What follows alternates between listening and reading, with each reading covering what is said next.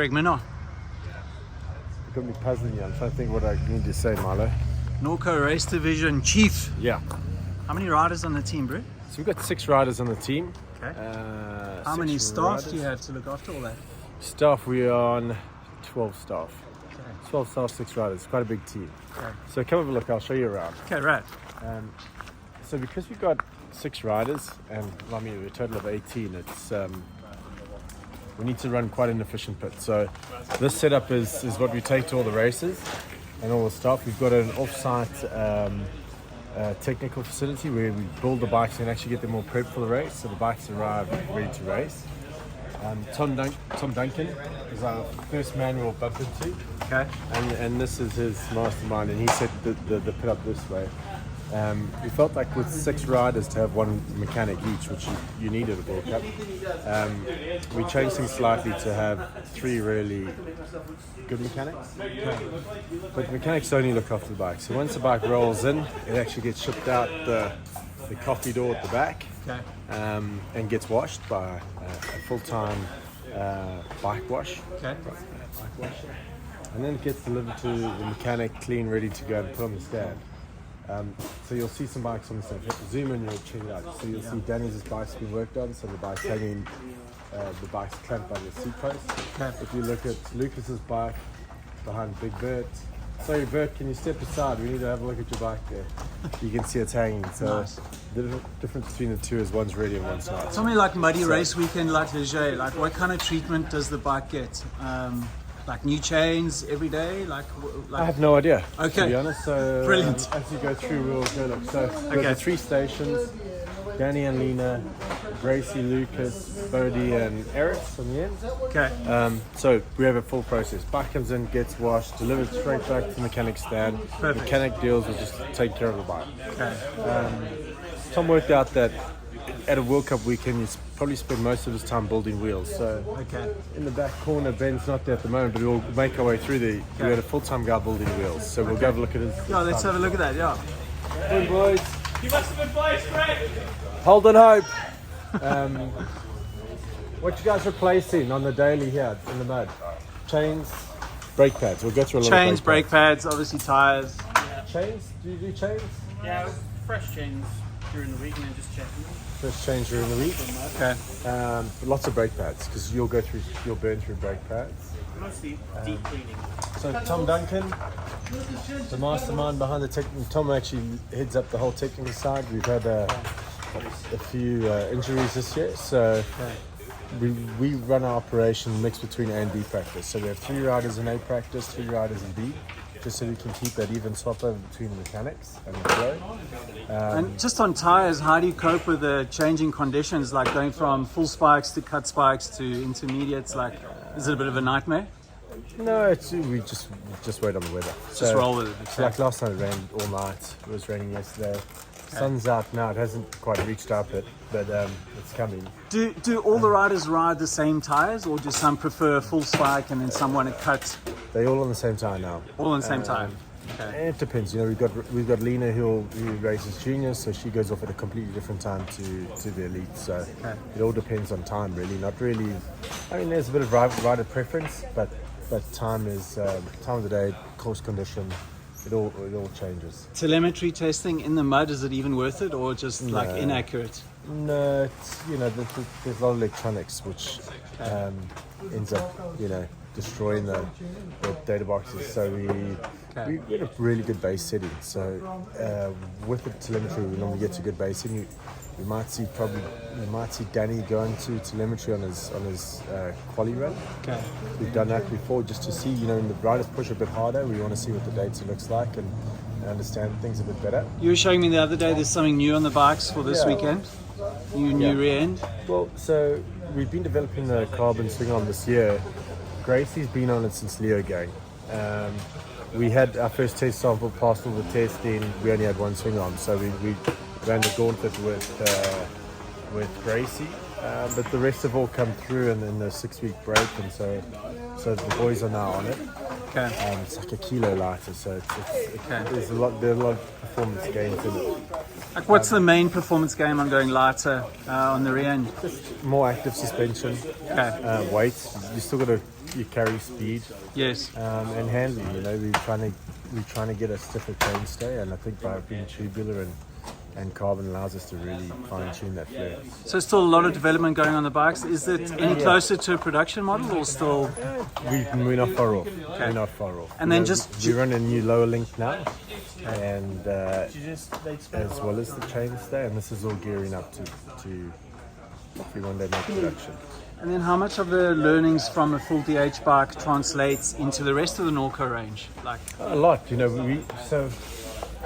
We'll go through this, and I'll show you onto the back end. So we run our own software for data, and that software is obviously set up by our engineers in-house, okay. and so they can access all the time. So we've got Rideline, which is a website where people can plug in all the details, how they ride, height, etc., and then get a really good base setup for when you buy an Norco. So that's pretty advanced. It works quite well. Okay. And so all this data can also feed back into that system. So it's you know, I think it's quite impressive when you see what these guys have built in the back end. Nice. For bikes up. Because you go and buy a bike, it's so expensive. Yeah. There's no point buying a bike and having it poorly set up. So at least this puts you in the right range, how the bike should be set up, and give you the geo you want to be riding. Yeah. Bert's is Brett Ward, and Brett's Gracie's mechanic. Okay. Good job. Thank you. He tries to be Canadian, but he's actually English. Sure. Gracie doing a championship race this weekend, or is she going for the W? Oh, Gracie's Gracie. Yeah. Okay. So Process. Brett's actually a hardcore BMXer. Sick. I like it. Gone to mountain bike, and he's been Gracie since 2 years now. 3 years. Racing. Yeah, but racing. And races, yeah. So he's out in Squamish, BC, Okay. but originally from the UK. Okay. Still yet to see him on BMX, but it's coming soon. I'm keen to challenge him. How the whips on the downhill bike? Can you match Gracie? Or? No. Okay. No one can. Oh, Yeah. The only one that can is Lino. Exactly. And then we're down to Ben. Ben's got the interesting side of building wheels. So Okay. I don't even know. Ben, how many wheels do you go through a day? That is a good question. Depends on the track, really, but yeah, I think we're kind of 3 or 4 this weekend. So full. Okay. And then So not too bad. No, but there's a lot to it. So they'll be stripping down. You can see he's stripping down, rebuilding a hub. But Do you play much with like spoke tension, or you leave that to the Frenchies? we do a little bit. We kind of have a range that we work with, Okay. but we try and kind of keep it within that range, depending on track, rider, Okay. various other things. Nice. But yeah. so this is how they do it. Okay. You just cut out the hub Okay. and start again. Done. So Ben will get all the wheels ready without rotors, because once you sit in a bit of pads with the rotors, you try and stick to those pads and those rotors unless you go to new. So all these wheels can be swapped and interchanged between any rider. Okay. Beautiful. They do lace them up slightly differently. I couldn't tell you exactly how they lace them up slightly differently, Okay. but they've got a process here. And last season we went through a full season without breaking a wheel. So And obviously there's compliance in that rim, so obviously spoke tension isn't as key anymore because you're getting compliance from the from this that compliance thing is just this mountain bike talk that just irritates me. I don't understand Beautiful. who came up with it and what. It's a good excuse for rim. It's a French term. a product. It's you're going to get a bit of movement in the wheel. Okay. But ultimately you want it quite stiff, quite Yes. strong. Okay. But there Nice. are tensions that we go to, and there's a way that they actually lace them up that provides a bit more strength. Well, it actually allows a little bit more give in the rim, so Okay. that we don't go through. Okay. But basically, all these Obviously- wheels are set up at any time. So we've got intermediates, which is the Maxxis High Roller 3, Okay.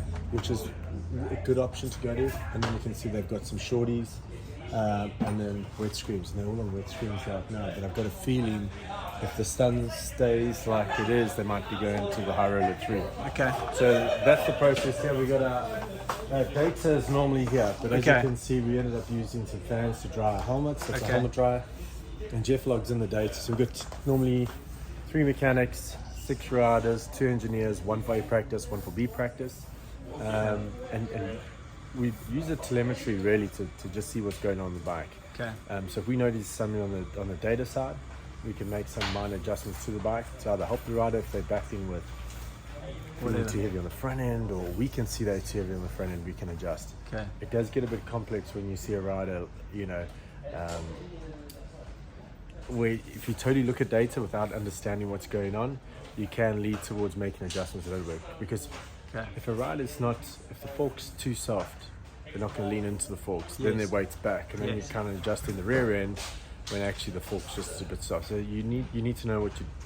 Do you use a lot of your race footage on the weekend to make on the weekend tweaks to the riders? Yeah. So this has been, I'm not on track, and so we're riding. And so for me, it's we're using a lot of video from. We've got two staff on track. So Alan Milway and Joe Smith are on track, and they support the riders. Also trying to help the riders find a better way to do things, but also if a line pops up that some sneaky Frenchie's found or got onto, we'll know straight away. We'll be on it.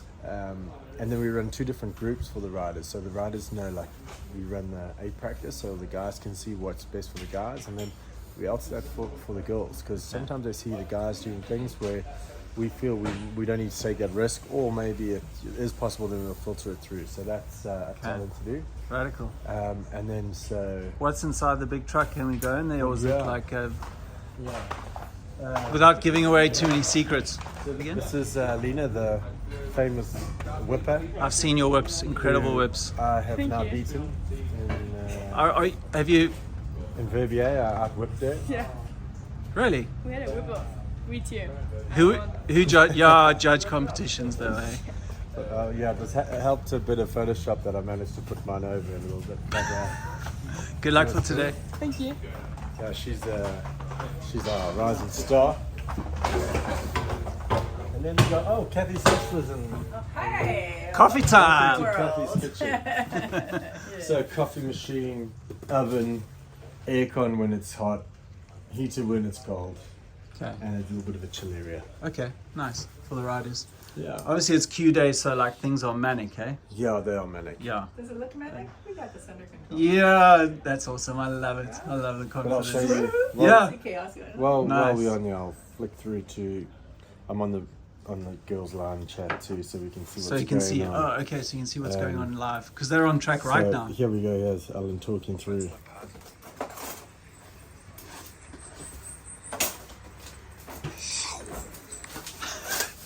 I got it. Chris, if you can pull up. So, I don't know if you remember Leger last year. Yes. Muddy section. How could we yeah. forget? And Oh, I was just remembering the one where you were third. That was the that was last. last year. Yeah. That was last year, So, really? Just here, last podium. Seems ages ago. This is where Alan was able to radio up to the top, speak to Tom, to then go, there is a low catch. Everyone's trying to avoid it because everyone did avoid it. But go into the low catch because you'll make the next corner. And as I understand it, you had never ridden that line. No, we hadn't seen it. So I had to come around this corner. I'm like looking for this low catch, finally see it, go down to it, make the corner, and end up on the podium. So, this is important. So Alan's like a key part of this team. And I think communication in the team and how we operate as a team is really slightly different to most teams. The track's so long though, surely you need more line spotters?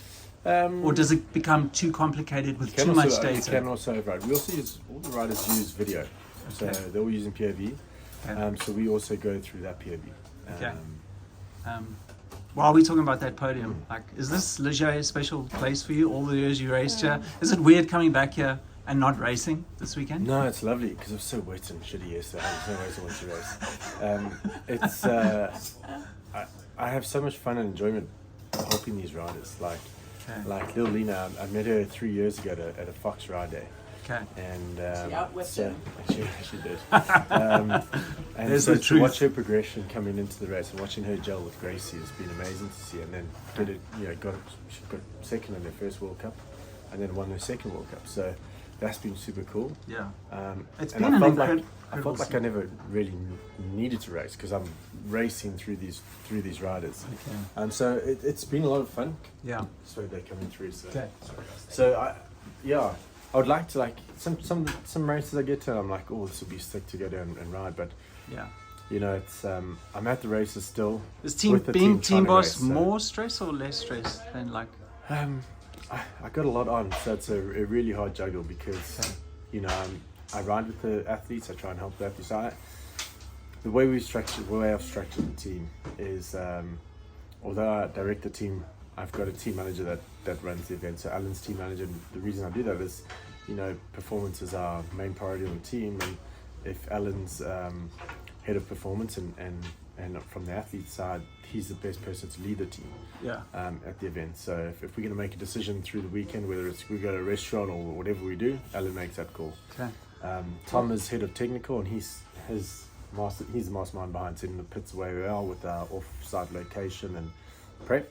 Okay. And then Cathy's head of logistics and catering and food and everything. So which is a massive job. Incredible So, experience. I mean, Cathy has so much experience with racing and traveling and everything else, and she also bounces into other areas of the team. Yeah, So sure. we've got a different structure, and then I feed into with Alan, so I help support on the riders on track, Okay. as well as then on the technical side. So I'll help.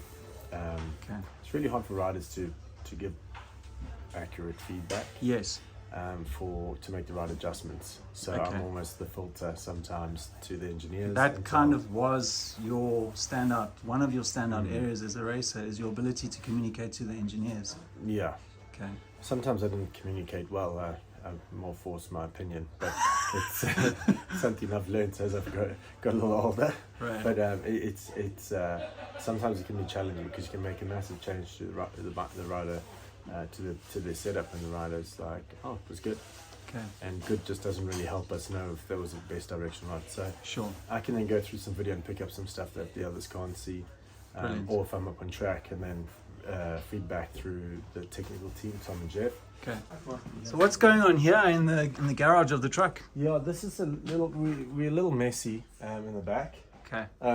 Only due to because we got the truck a week before Fort William last year. So Okay.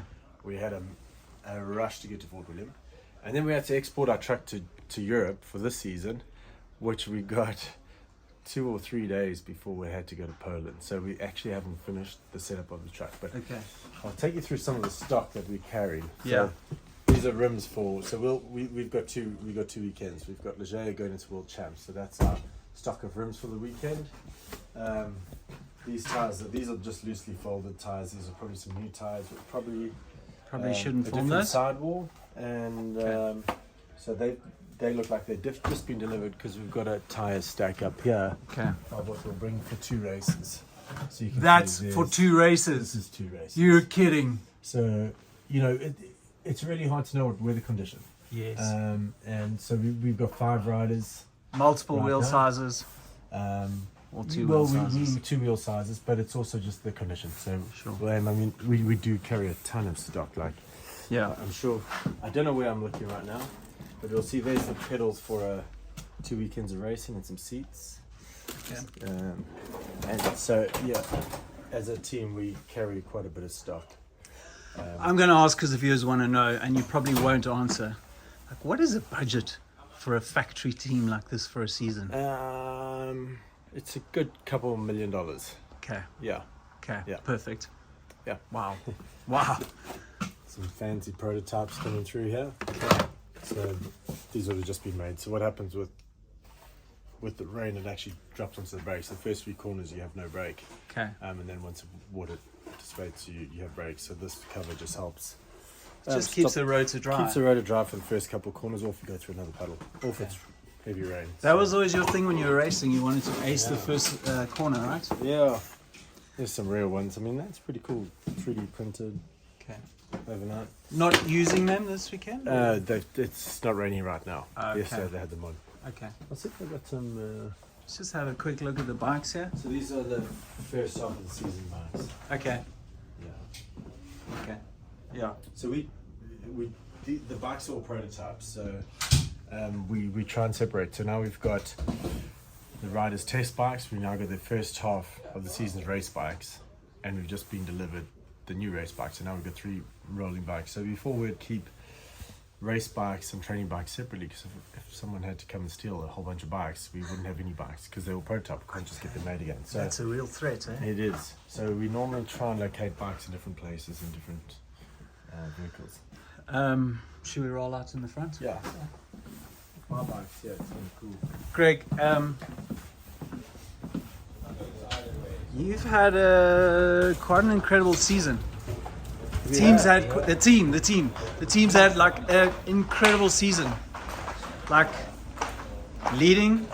There's a rider warm up there, but You did have race leaders jerseys. There's 3 rounds left. Like what's the key? What's been the key to success this year? You've just had. I mean, you've had multiple wins. Yeah. And you're in the run for a championship with Gracie.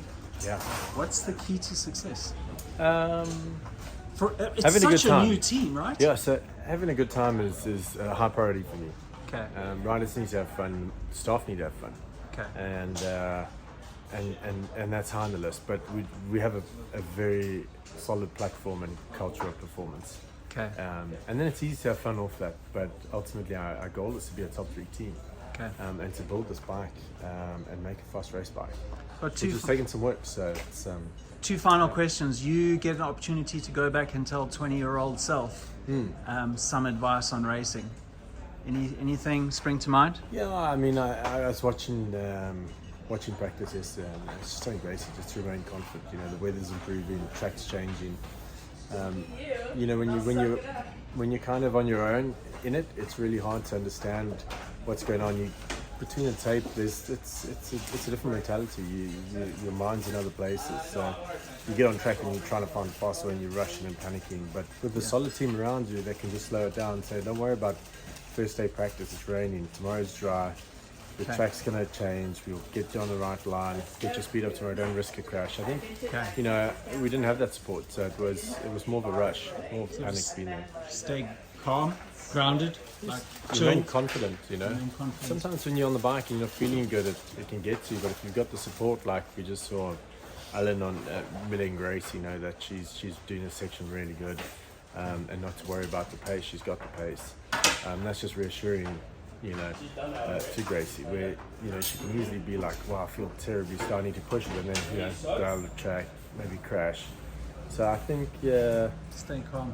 staying calm, it's so easy to get caught up in it, between the tape. Yeah. Final question. When away from South Africa, what do you miss the most? Jeez, there's a lot. I mean, there's a big list. Give us 3. 3. What do I miss the most? Local pub? I miss a lot of surfing. I like to go surfing. Okay. Surfing, family, brandy. No, no. It's there's a lot of us. I miss the people. It's where you know, belong. So yeah, you miss the people. As soon as you touch down in South Africa, the people are just incredible. So we're a cool nation. It's nice to be back. got another final question for you. Are we going to see you race this year? Yeah, I raced a hard Crankworks. I was going to say hard line, but it was just a hard run. Okay. I raced Crankworks A-line for my first race this year. Okay. And then I'll be racing the US Open. So here we see the process going. Okay. Gracie in, bike going out to be washed. Okay. Look at that. Wow. Wow. That's proper. Yeah, so it's really sticky, it's drying up. But, I'm going to let you go. I know you got Yeah. things to do. It's qually day. Thanks so much for your Hey, time. Milo, thank you. So just finally, we're going to see you race once more this year? Yeah, I'll be racing the US Open, but I'm so unfit at the moment. It's the first time in my life that I've been unfit. So I'm still trying to run because that's the only thing I have time for these days. Okay. And I'm trying to ride a bit, but I do a bit of downhill, but obviously when you're just riding down, you're not really getting fitter. So I've still got a bit of pace, but I need to pick up the fitness. So US Open, I need a top 20. Good luck for that top 20 and good luck for the last 3 rounds of the World Cup, World Champs. You've got a lot going on now. Dude, we're rooting for you. We're still rooting for you. South Africa's still rooting for you as much as before when you were Thank you. contention. Thanks, man. guys. Ciao, bro.